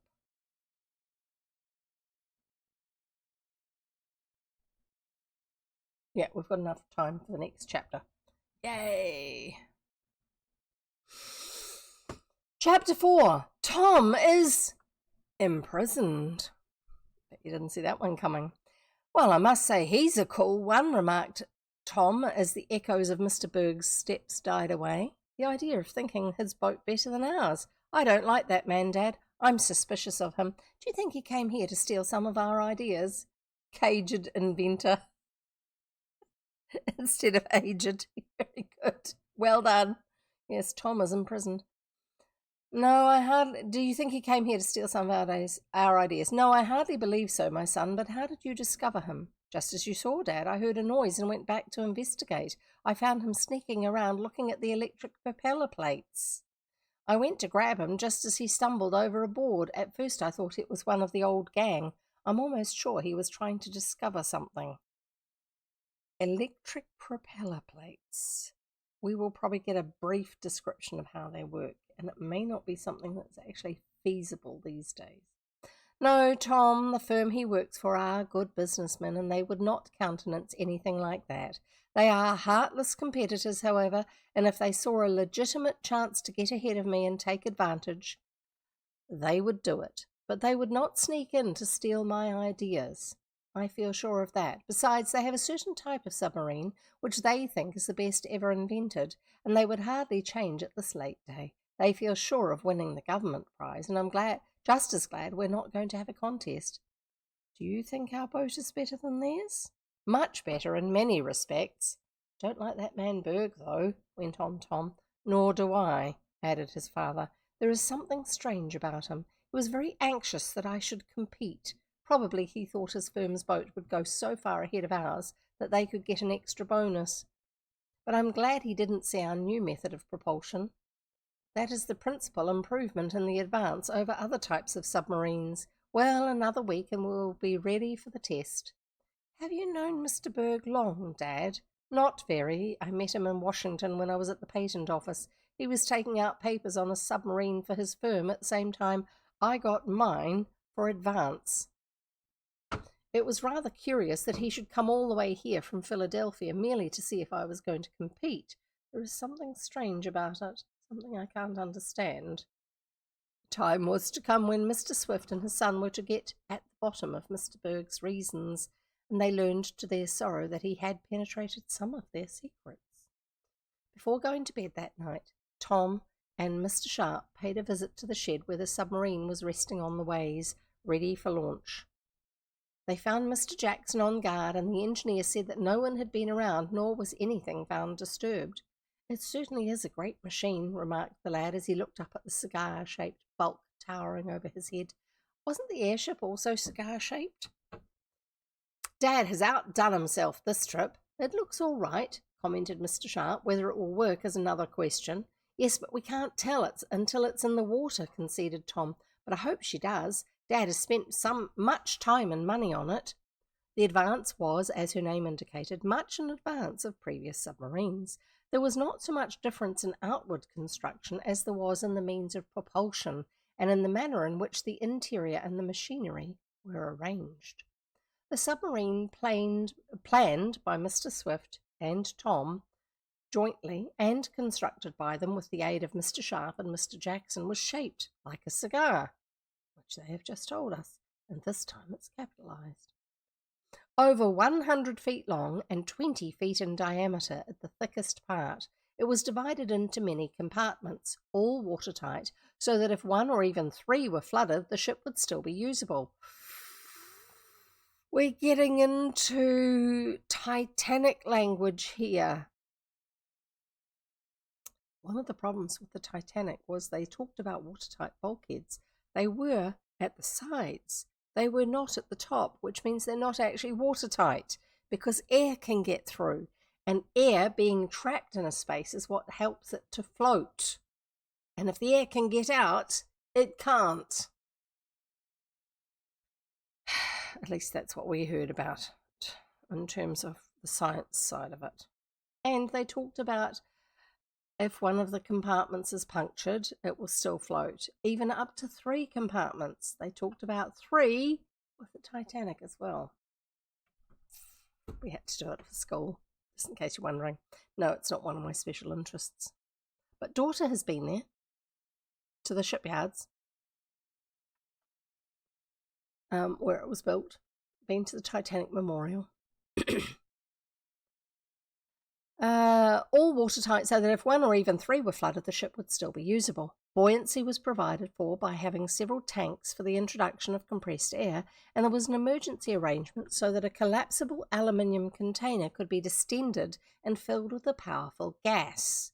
Now, the sort of aluminium they talk about in these stories sounds a little bit like tinfoil, but I don't know where they're strengthening it, how they're strengthening it. My scientific thinking doesn't really align with some of the things in this story. But then my scientific education is a lot newer than what they're using in these stories. So I don't know. Sorry. Once more. Nerves are just sort of saying, there's something tickling me. So I have to rub it to stop it. Buoyancy was provided for by having several tanks for the introduction of compressed air, and there was an emergency arrangement so that a collapsible aluminium container could be distended and filled with a powerful gas. So they've learnt stuff off the airship. This was to be used if, by any means, the ship was disabled on the bottom of the ocean. The container could be expanded and filled and would send the Advance to the surface.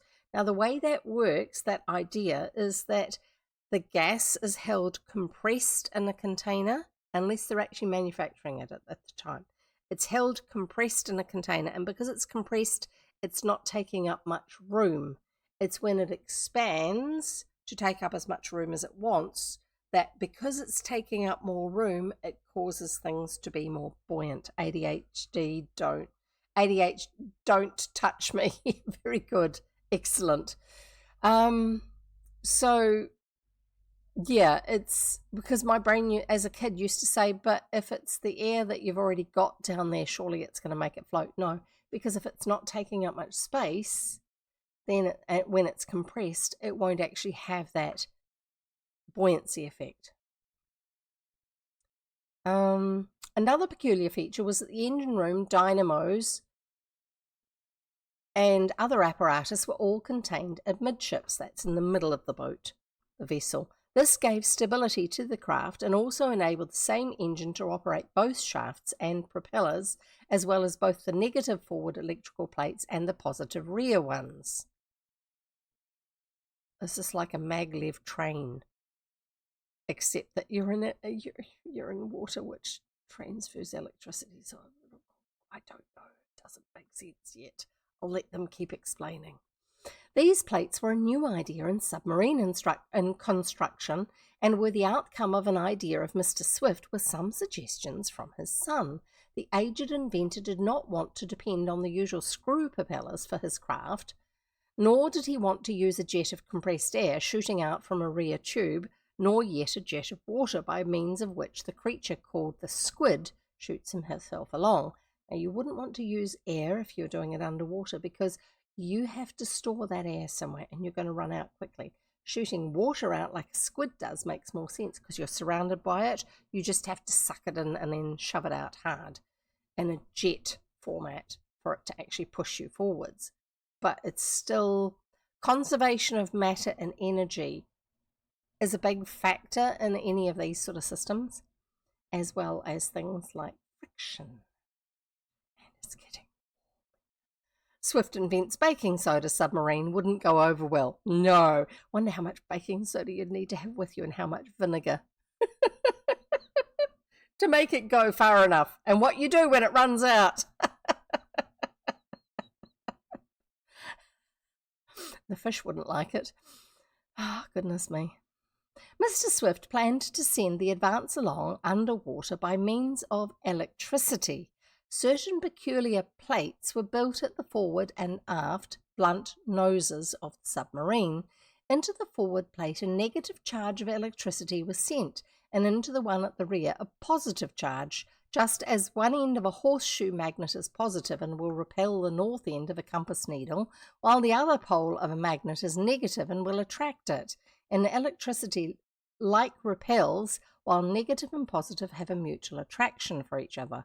So does this mean that it's going to, if it's got a negative on the bow, the front, does this mean it's only ever going to be able to travel from the south to the north?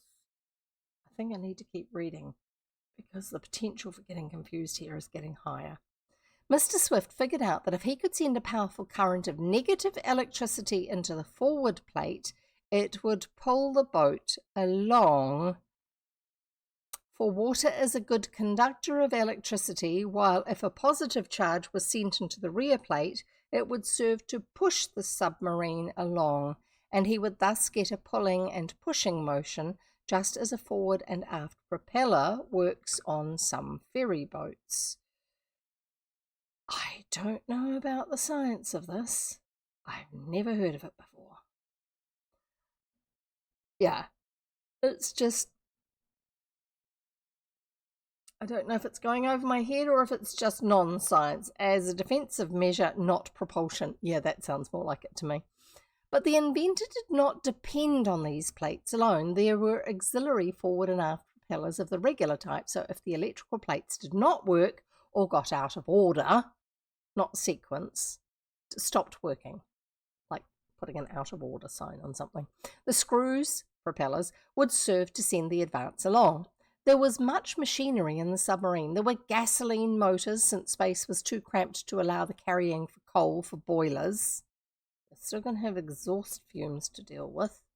And when you are running any sort of combustion, you are going to start running out of oxygen, because combustion requires oxygen. There were dynamos, motors, and powerful pumps. Some of these were for air and some for water. To sink the submarine below the surface, large tanks were filled with water. Yes, ballast tanks do work.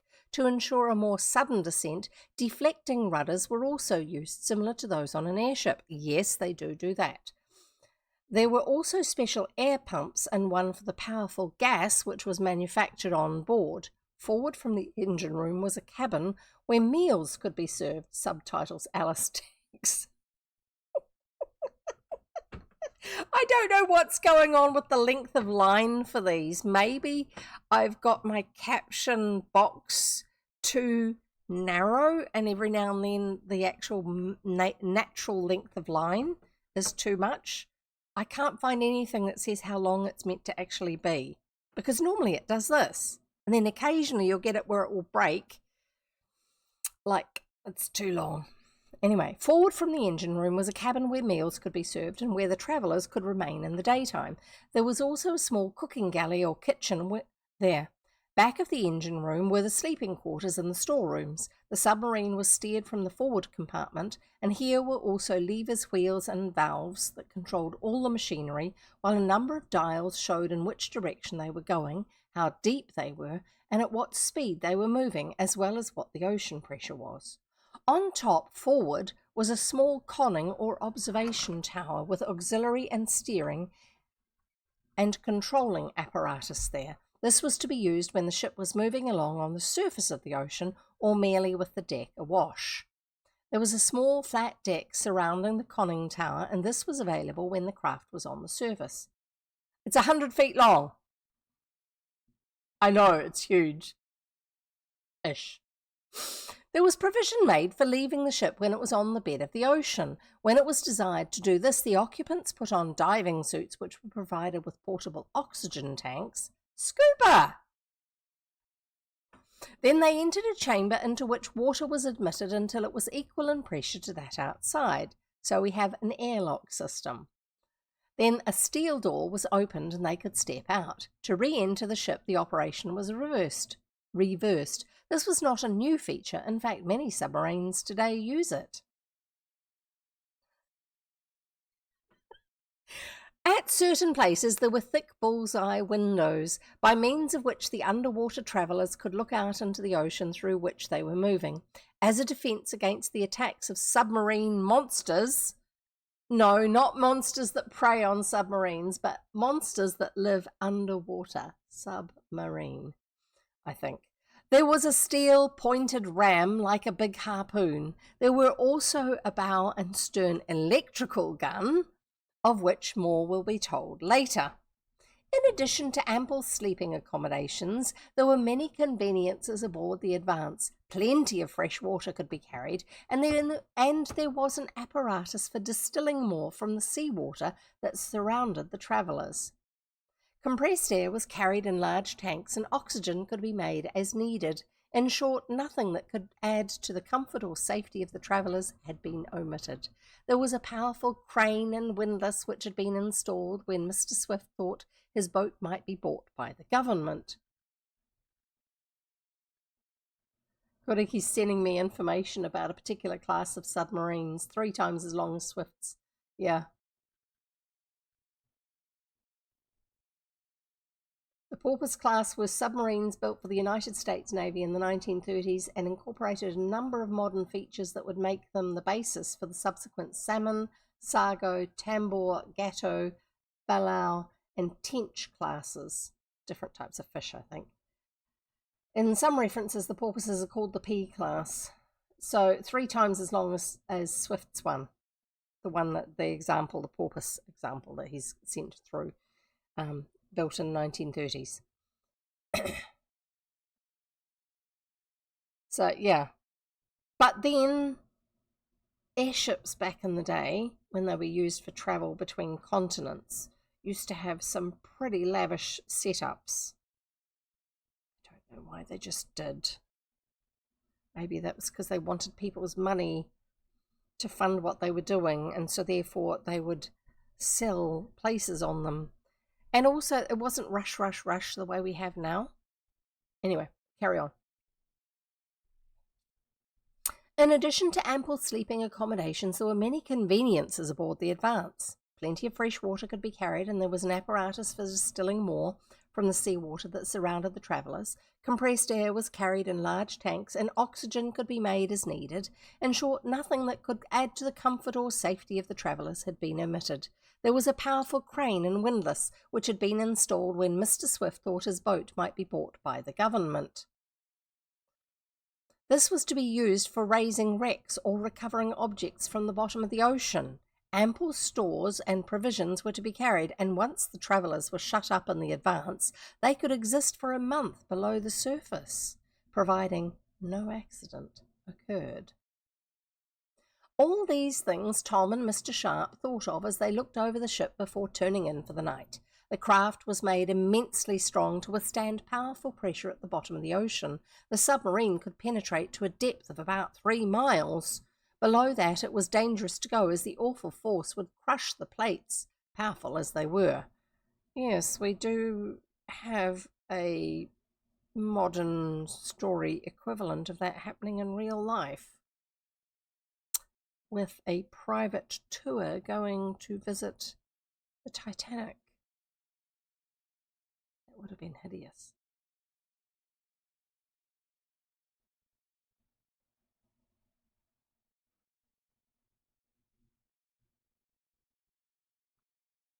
I think the one that you've got there, Goriki, the USS D3, the Salmon D3, also known as Submarine Number 19, D-class submarine built for the United States Navy. I think that's the one that was in the picture that I showed before, because it did make reference to the Salmon and talked about its size as being similar, about it being similar, but the one in the story being bigger. She was the first ship in the United States Navy to be named after the Salmon. First submarine to make an over-ocean voyage under her own power. Over-ocean meaning, I think, travelling at the surface, not underwater, but I'm not sure. So yeah, just remember a lot of the ideas behind the stories in the Tom Swift books, the main technological invention in each of the books, there will be one main story item, are actually based on real things that were going on at the time when the stories were written. They wanted them to be only marginally futuristic so that kids could anticipate and get excited about things that were actually happening. Below that, it was dangerous to go, the depth of 3 miles, as the awful force, the pressure of the water on you. Common knowledge at the time certainly would not have had readers up in arms. No. Things like this were being talked, submarines and stuff like that were being talked about in news, but often it was, this is just about ready to start testing at the times of publication for most of these stories. So there was discussion in it in scientific journals and engineering things and stuff like that, but not necessarily functioning. So it was near future. Was part of the thinking behind a lot of the stuff that they refer to in the stories. Not the details, but like I say, the big items. Well, we'll rush things tomorrow and the next day, observed Tom as he prepared to leave the building. Then we'll soon see if it works. Never. Not if you're going to be in it under the water. Never rush it. For the next week, there were busy times in the shop near the ocean. Great secrecy was maintained, and though curiosity seekers did stroll along now and then, they received little satisfaction. At first, Mr. Swift thought that the visit of Mr. Berg would have unpleasant results, for he feared that the agent would talk about the craft of which he had so unexpectedly got a sight, except we were already told it looks very normal. But nothing seemed to follow from his chance inspection, and it was forgotten. It was one evening about a week later that Tom was alone in the shop. The 2 mechanics that had been hired to help out in the rush had been let go, and the ship needed but a few adjustments to make it ready for the sea. I think I'll just take another look at the water tank valves, said Tom to himself as he prepared to enter the big compartments which received the water ballast. I want to be sure they work properly and quickly. We've got to depend on them to make us sink when we want to, and what's more important, to rise to the surface in a hurry. I've got time enough to look them over before Dad and Mr. Sharp get back. Do you remember what this chapter title was called? Tom entered the starboard tank by means of an emergency sliding door between the big compartments and the main part of the ship. This was closed by a worm and screw gear, and once the ship was in the water would seldom be used because it would let water through into the main part of the ship. The young inventor proceeded with his task, carefully inspecting the valves by the light of a lantern he carried. The apparatus seemed to be all right, and Tom was about to leave when a peculiar noise attracted his attention again. It was a sound of metal scraping on metal, and the lad's quick and well-trained ear told him it was somewhere about the ship. He turned to leave the tank, but as he wheeled round, his light flashed on a solid wall of steel behind him. The emergency outlet had been closed. That should have made enough noise for him to notice. He was a prisoner in the watertight compartment. And he knew from past experience that, shout as he would, his voice could not be heard 10 feet away. His father and Mr. Sharp, as he was aware, had gone to a nearby city for some tools, and Mr. Jackson, the engineer, was temporarily away. Mrs. Baggert in the house could not hear his cries. "I'm locked in," Tom cried aloud. "The worm gear must have shut of itself, but I don't see how that could be. I've got to get out mighty soon, though, or I'll smother. This tank is airtight, and it won't take me long to breathe up all the oxygen there is here. I must get that slide open." He sought to grasp the steel plate that closed the emergency opening. His fingers slipped over the smooth, polished surface. He was hermetically sealed up, a captive. Blankly, he set his lantern down and leaned hopelessly against the wall of the tank. Now, if it is a lantern that you light that doesn't use batteries, he should put it out to conserve oxygen. Also, your voice may not be heard, but if it's metal, you should be able to bang on the side of it and someone will hear it eventually. "I've got to get out," he murmured. As if in answer to him, he heard a voice on the outside crying, "Now hang on. Tell me what's wrong with that thought." I'll carry on reading and then you can tell me.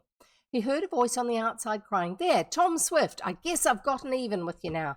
Maybe next time you won't take a reward away from me and lick me into the bargain. I've got you shut up good and tight, and you'll stay there until I get ready to let you out."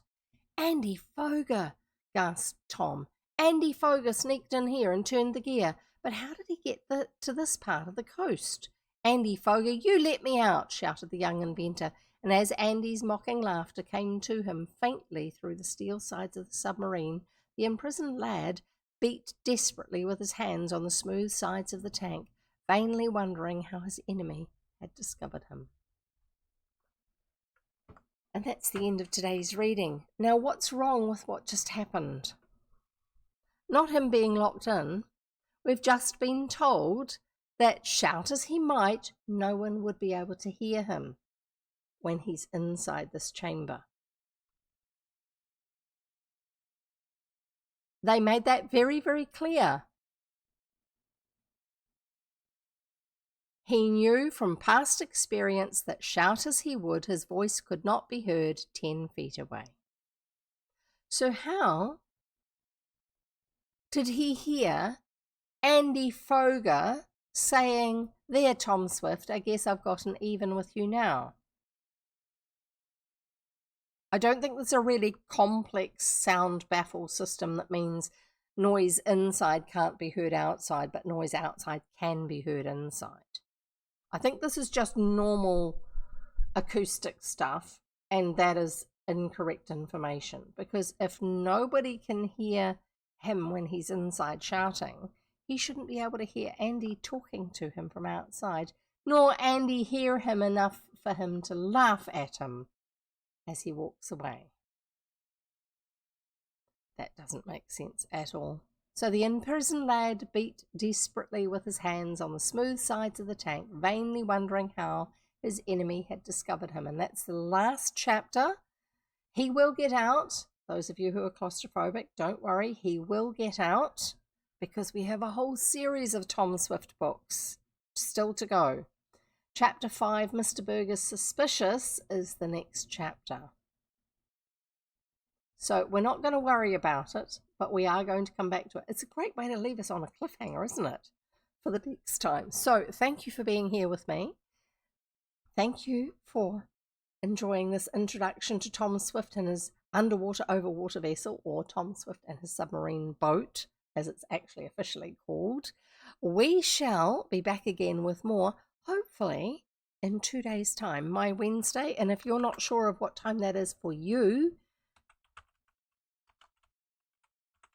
then have a look here and it will correct it for you to your time zone, unless you are using a VPN or something else to disguise where you are, in which case it'll give you the time for wherever your VPN says you are. Okay? So I read Monday, Wednesday, Friday, 1 p.m. to 3 p.m. New Zealand time.